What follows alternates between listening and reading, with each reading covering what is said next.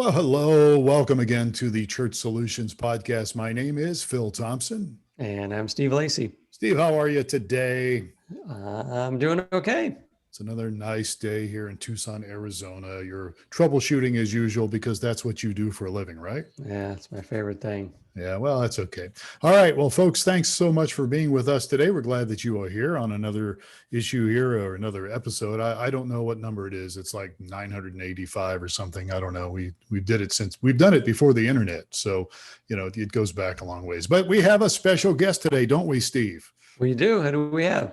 We have Justin Firesheets. Justin is the production director, or was the production director of Church of the Highlands, and he's been he was the production director there for many years. That's out of Birmingham, California. Let me shut my phone off here. Birmingham, Alabama. Is there even a Birmingham, California? Probably. Birmingham. If there is, it's not nearly as much fun as Birmingham, Alabama, and barbecue isn't as good. I'll tell you that. Birmingham, Alabama, been there since 2009, February 2009, and he was actually involved for like 6 years or so working in sports broadcasting industry. We'll have to talk about that sometime. I love that. And he's also responsible for, I say was because now he is actually serving as the technology project manager at the Highlands, but he worked for many years with volunteers and equipment and all that good stuff. And so I think it's fair to say you're pretty qualified to talk to us today, don't you think, Justin? Well, if anything, I'm excited to be here. After 980 something episodes, you guys have run out of good people to have on. So what was left at this point, I think. Yeah, well, so all seriousness aside, we're very happy that you're here today. And you've written lots of articles over the years, and there's one that caught my eye a while back because I deal with this quite a bit. We work with churches, and we've been doing that for 20 years now. And the article is called "Good Stewardship Doesn't Equal Cheap." And I like that. And you go on to say there's this kind of broken belief in the church that in order to be good stewards, you got to be kind of a penny pincher there. And you say, Justin, that nothing is further from the truth. So let's elaborate on that a little bit. You say stewardship does not equal cheap. Tell us more. Yeah, so I think it's a word that I think people use with good intentions, but I think sometimes it kind of gets misdefined, so to speak, because a lot of times when people look through the lens of stewardship, they're only thinking about the off the top financial cost. But when you're making decisions, it's not just how much does this equipment or thing cost right now. It's there's a cost of ownership involved. How long is this going to last? Are we going to have more spare equipment pieces on hand now because we bought this thing instead of another thing? Have to have more spare inventory in case this one breaks. So what if it doesn't last as long as something else would have? Now do we end up spending twice as much money on a solution, whereas if we had just done it right the first time, it could have been more efficient? But a lot of people also don't think about just the man hours involved in troubleshooting and maintaining and replacing and upkeeping. What about the emotional and psychological investment of just the stress of wondering, is this going to work? How long is it going to last? Oh no, it's on its last legs. Is it going to be difficult to get my leadership to be willing to spend money to replace this because we just bought it? And now are they going to lose trust and faith and confidence in me because we bought this and now we got to replace it, blah, blah. So there's so much more that goes into decisions other than just the price tag on the thing. And stewardship really is a decision made out of wisdom of what's the best decision we can make right now, given all the factors involved: money, time, resources, people. And so we have to look through a broader lens than just the checkbook and think, in the best interest of everybody involved, what's the best way to handle this? And sometimes that may mean we need to spend more money on something right out of the gate because it's going to bring peace of mind. It's going to last longer. There's going to be less man hours involved in maintaining it. There's less stress. There's less replacement costs. There's less issues to worry about, less support deal. There may be better warranty service that comes with the price. There could be all kinds of factors that lead into justifying it. But just because something is cheaper doesn't always mean it's the best idea. Mm, that is so true. I'm going to let Steve challenge you on that, but it makes me think a little bit about this hobby that I have. I do off-roading, and there's probably only 2 or 3% of the people out there that can relate to this. But I built my Jeep, and I just kept, instead of building it the way I wanted it to begin with, I just kind of little by little started to upgrade it. But I kept breaking things and breaking. See, if Michael Gray was here, he's one of our coworkers. He could totally relate to this because he has a Jeep. And finally, after spending thousands and thousands of dollars of my son's college fund, now I have the Jeep the way I want it. But if I would have done it right the first time, if I would have had the vision to do it right, and I know this may not relate to church technology or equipment, but I think in some ways it would, because I think if you had the vision and what you really where you want to be at to begin with, you'd probably save a lot of money, time, and heartache. Absolutely. And something I think that, again, people maybe don't do as much as they should is when they're making any sort of financially invested decision, thinking through the cost of ownership and what is the 5-year and 10-year plan looking like for this? Because it's one thing to spend X amount of money right now on a piece of equipment or a new facility or something like that. But there's also the cost of what is it going to look like to maintain this for the next several years? You know, the operational costs and, you know, electrical impact or man hour impact that's going to go into this.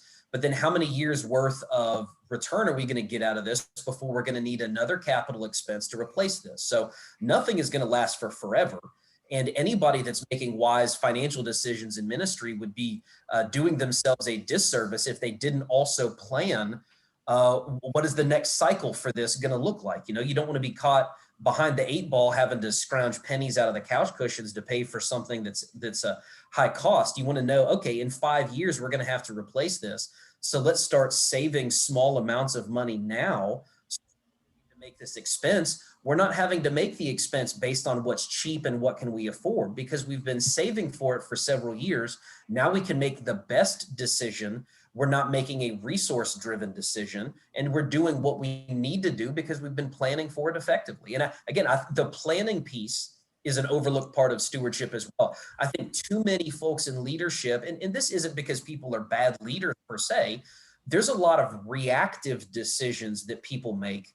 And sometimes this maybe I just don't have the mental capacity or the margin or the team depth or whatever to plan longer term. And so we're stuck scrambling, trying to just make ends meet as best we can because this is the thing that popped up right now. Maybe we don't spend as much time as we should looking down the road. And again, that needs to be a tool in our arsenal as we're planning ahead. So you've got a version of this that in your article you had written, but I had a guy that worked with me years ago, and he had this sign over his desk and said, "You can have it good, fast, cheap. Pick any." Yeah, pick 2 out of the 3. Absolutely. Yes. So you can have it good and fast, but it's not going to be cheap, and you can have it, you know, good and cheap, but it ain't going to be fast. Yeah. Right. Or fast and cheap, and it ain't going to be good. Right. Exactly. But a lot of that, I think, can show in a way what is the priority of the organization. Are we thinking short term? Are we thinking long term? Do we feel like we have the freedom to make good decisions because we have confidence in how we're running our organization and how we're presenting vision to our congregants so that they feel comfortable tithing for things, so we're not worried about whether we're going to be able to pay the bills or not? I think so much of this ties in. So when there's a big decision to be made, it's, you know, do I have confidence in the environment around me, the people around me, the way we're structured and built and we're managing ourselves so that I know we can make a good decision right now? Or are we just scrambling, trying to find it fast and cheap because that's the best we can do, you know? Exactly. As a pastor listening to this, maybe I've got a small church, maybe it's a relatively new church. You know, I may have 100 people, and let's say, you know, I get what you're saying here, Justin, but you know, my goodness, I can't afford. I just can't afford it right now. You know, touch on that a little bit, because you got to start somewhere, right? And Sure. So when it comes to, let's just say, streaming video, you know, because that's kind of what we do. Yep. You know, I need 2 or 3 cameras. I need this encoder. I need better internet. but I can't afford it. So can I just get this cheap little tripod and try it? I mean, from the other side of the coin here, where would you say, how would you address that question? Yeah, and this really ties in with another term that is misused a lot, which is excellence. A lot of people are convinced that in order to be excellent, something has to be expensive, or there has to be a big team involved, or there has to be lots of campuses or lots of people coming. No, excellence really just means we're doing the best we can with what we have, and we're willing to reassess the effectiveness of what we're doing and make changes if we need to. It's a mentality that says, I'm not going to settle and be complacent. I'm always wanting to do the best I possibly can and just reevaluate and see if we can get better. There's nothing wrong with starting small and growing. Every organization has to start at one point so that you can grow into the next season. You can't have everything at once. When the Israelites were freed out of Egypt and they were trying to navigate for the promised land, God promised them, I'm going to give you this land little by little. Because if I gave it all at once, you're not big enough to be able to take territory over, because enemies are going to come in and the wild plants and the thorns are going to grow up because you're not ready for all of this. And so again, stewardship is like, I'm going to do the best I can with what I've got. I'm going to manage it well. I'm going to learn from it. I'm going to figure out how to get better. And then I'm going to have a plan so that when more resources come in to the ministry, I know what steps I need to take so I can move to the next level. There's nothing wrong with starting your stream with an iPhone that's going straight to Facebook Live. There are thousands of churches that have been doing that for the last year during the pandemic, and they are fine. There's nothing wrong with that. But I don't want to now be a church of 5,000 and that's all that I'm doing.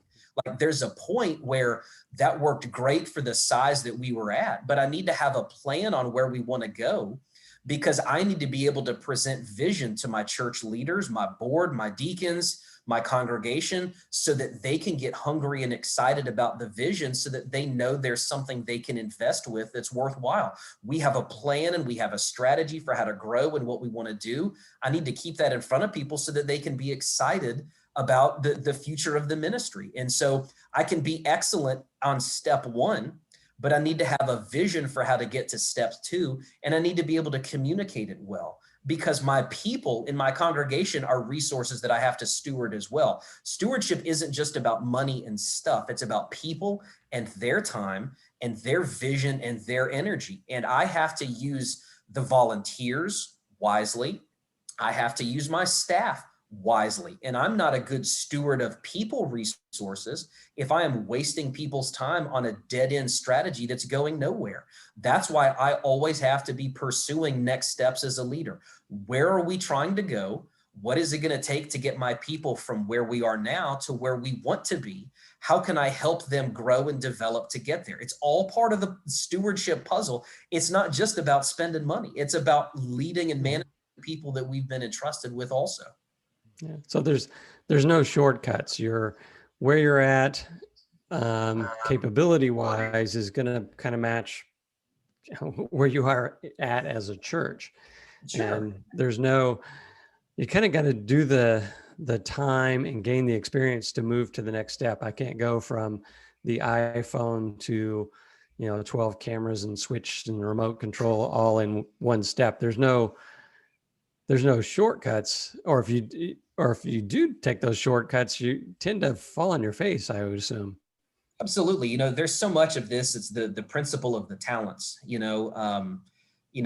all been given resources to do something with, and it's our job to steward those well. Because again, just looking from a people standpoint, Ephesians says that we're God's masterpieces.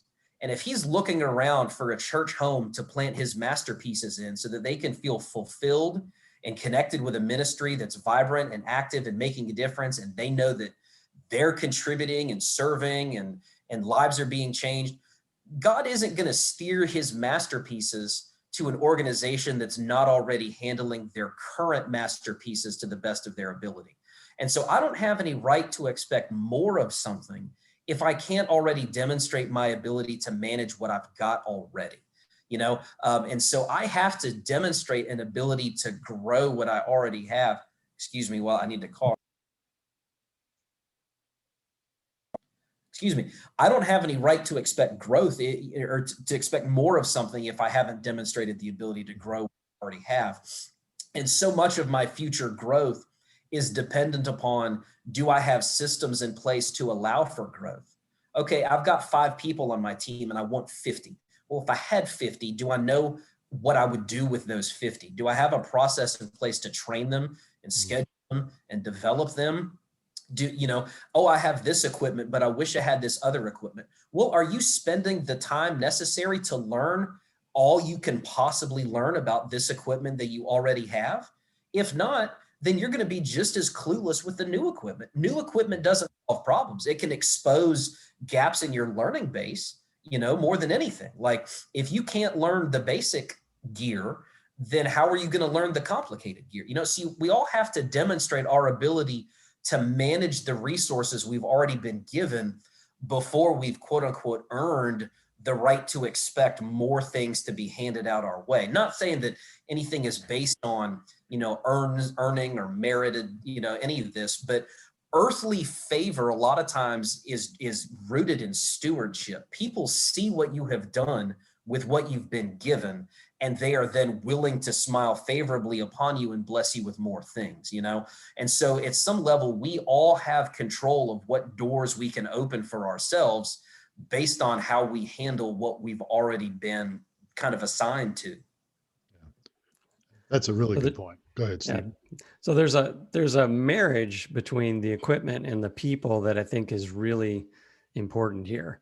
And, you know, my mind goes to a lot of people will be, you know, they'll look at what is the big mega church doing, and oh, they're using brand XYZ product. So that's got obviously the best product, and that may not be the right fit for my church based on not only just, you know, that may be one of the best pieces of equipment out there, but it might not be a good fit for my church based on, you know, my team and that sort of thing. So absolutely, you know, yeah, people, you know, being a large church, people reach out to our team all the time. Hey, what are you guys using? What gear do you use for this? How do you do that? And I am very careful, have always been very careful about recommending specific equipment to people, because what works in our context may not work well in your context. You know, you may have different variables or factors that would influence your decisions versus what we are having to do. We all have different filters based on what we're trying to accomplish. And that's not just financial, it's team size and skill. It's my personal size and, you know, the skill set. It's, you know, how many campuses are we and how big and what are we trying to do about, you know, ministry vision, whatever, you know, so there's so many factors there. Really what I always try to do is I just try to ask people questions. Well, what are you trying to accomplish? You know, what is your ministry leadership trying to do? You know, what are they presenting, putting before you? What problem are you trying to solve? And then have they talked about growth at all that you need to factor into that? And as you look at a particular camera or streaming platform or lighting console, here are factors that you need to take into account, because all of these factors are going to influence cost. So you need to decide which factors are worth investing in and which ones may not be a big deal in your context. So what we are using may not be what you should use for a variety of reasons. And so, and again, some of it is like Steve, like you were saying, that just the people tie in. You know, I need to know as a leader, it's my job to set my team up for success. I am not setting my team up for success when I take out simple equipment A and replace it with complicated equipment X. Because now I have overwhelmed them with an incredible learning curve, and people can panic and freak out and they can get scared away by that. If I want to grow the equipment that we're using, I need to make sure I have a plan and a process in place to grow the people on my team so that they are capable of using that equipment. And so I need to ask myself, do I have an effective process of even training our volunteers? Like if we want to replace this audio console with another one, how in the world am I going to train our new people on this? Do I need to slowly ramp this up and have them watch some tutorials online to learn about, you know, what Dante basics, or some sort of digital compression setting or whatever that's going to be different than what we're currently doing now? Do I need to implement some training road so that people can understand these concepts and these basics, so that when this new equipment gets here, their baseline knowledge has increased, so that they're better off starting with this new technology that we might be putting in front of them? Or, do we need to have a regular training night where people come in during the week and they get their hands on something and they try it and they play around, or whatever else? Do we need to figure out how to do a virtual sound check scenario where we can record everything in multi-tracks and then go play it back when it's not a service, so people can learn some of these things without the stress of trying to do it on Sunday morning during a rehearsal when we're also trying to prep for a service, So it's not just about the gear. It's about how are we setting the people up for success when they try to run the gear? Because I can have the greatest gear on the planet, but if I don't have a healthy and effective team to run it, it's worthless. It's a $10,000 paperweight. And now I've compromised my credibility with my leadership because I've put something on the team that we're not even ready to use because I haven't set them up for success yet. What kind of resources are out there for, say I have a team, a church of, 100, and I've got a real small team driving this thing, and I want to bring their level up and bring the equipment level up. And it may be, I would assume there would be training seminars, go and visit with other church teams, or what would you recommend to help move that along? Yeah, so some of the best things are going to be free or no cost. A lot of manufacturers have training videos or tutorials on their website where you can learn about certain things and get overviews of it. You can Google certain topics and ideas that you're trying to learn, and you can read up on what is happening in the industry. You can watch YouTube videos to get as much information as you could possibly dream of just about the technology behind it. You can watch other churches' Sunday services to see how they do what they do, and then look at their website to see if it lists any of their staff people's names on there, or go to their Instagram page and see if you can, figure out who some of these people are and hit them up with a DM and just see if you can find some time to ask them questions. There are all kinds of resources where you can do trainings and certifications. Some of them have cost involved. Some of them are free. Like you can take some entry-level Dante classes for free. There are audio training classes through MXU, SALT conference, which happens every fall in Nashville. They have a resource called SALT University, which is training materials for all different kinds of church disciplines. Philo, another church conference, has resources through their website. There are magazine articles that you can read and blogs that you can read.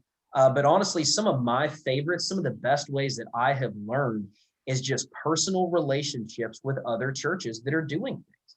There are other people in your town that would love to spend time with you and show you how they do what they do. I guarantee. And a lot of us use the excuse of being introverts as to why we don't pick up the phone or type out the email or go knock on the front door and cold call.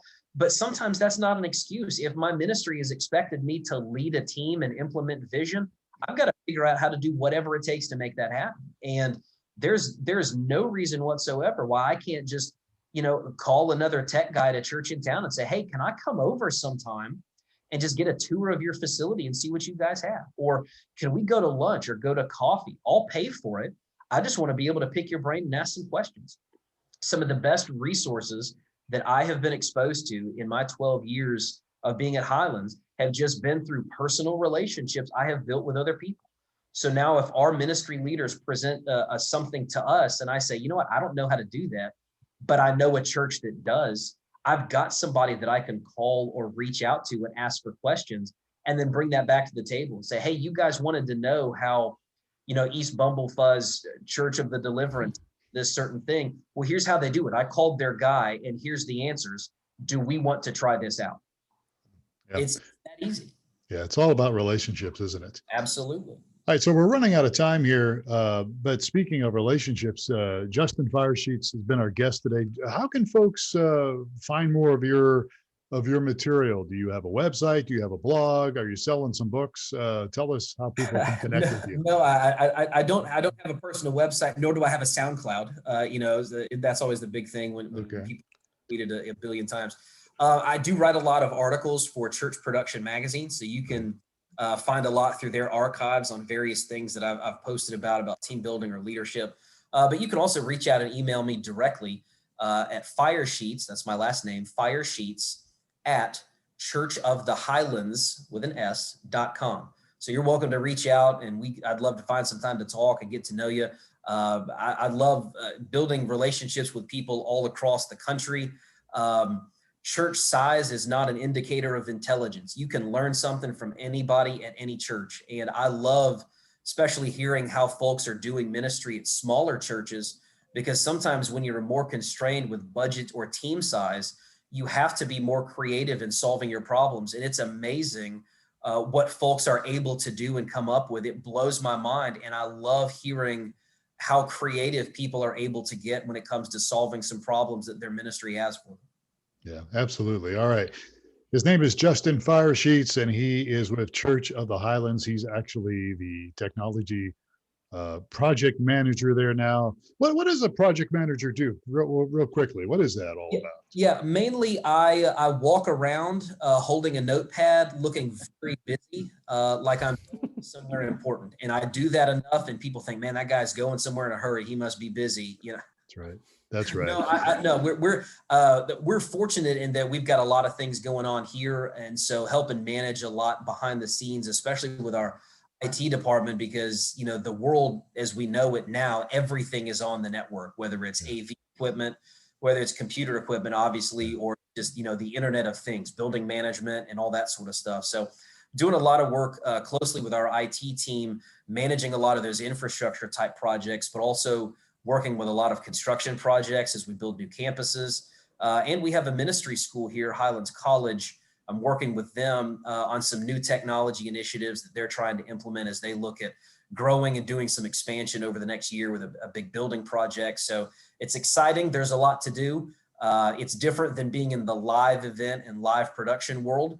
But there's a lot that has to go on at a church Monday through Saturday, just to make sure that Sundays are successful. And so that's really what we're trying to focus on right now. Yeah. And how large is Church of the Highlands? I mean, when somebody asks you, your weekend services, you guys multiple campuses. Yeah. So we've got 23 locations. Pre-pandemic, we were right at about 55,000 in-person attendance. Now we're, maybe around 30,000 or so on the weekends. Obviously attendance has taken a hit everywhere in person, but that has been growing, over the last 8 or 9 months since we resumed in-person services back in the fall. So we're really hoping that as the weather warms up, as more people get vaccinated or more comfortable re-engaging in public, really trying to do a lot of rebuilding with re-strengthening teams and kind of reinvesting in a lot of that at many of our campuses right now. Will it ever be the same? No, and I think that's a good thing. Because I think it's easy when things are working in any level at any organization. When things are working, sometimes it's easy to take for granted that you could just roll out of bed and it works a certain way. And I think all of us, we do ourselves a favor when we are constantly reassessing what we're doing and what's working, what do we need to change. And obstacles and speed bumps and hurdles, in the short term, they seem like a negative. But it really, with the right mentality, it's a positive, because it makes you reassess what you're doing, what's important, what are your values, what are you spending your time and energy on and money on? Are we investing in the right things? Do we need to pivot to be more successful? And so my hope is that every organization, whether ministry or not, is learning from the last year and is learning how to be more successful, because I don't think we should want to go back to the way things were. We should hope to do the best we can with the new reality of whatever that is moving forward, because what got us here may not serve us well over the next 5 or 10 years. Yeah. All right. Justin Firesheets, thank you so much, my friend. Thank you for being on. Yeah, thank you guys. Appreciate you having me on. Thank you so much. We won't wait another 980 episodes. We'll have you on again if you want to be on again. Perfect. Sounds like a plan. All right. And Steve Lacy, thank you so much for your time today as well. Glad to be here. And folks, we sure appreciate you so much. And you can always subscribe to the Church Solutions podcast wherever you get your podcast. I'm Phil Thompson. Take care of yourselves. We'll catch you again next time.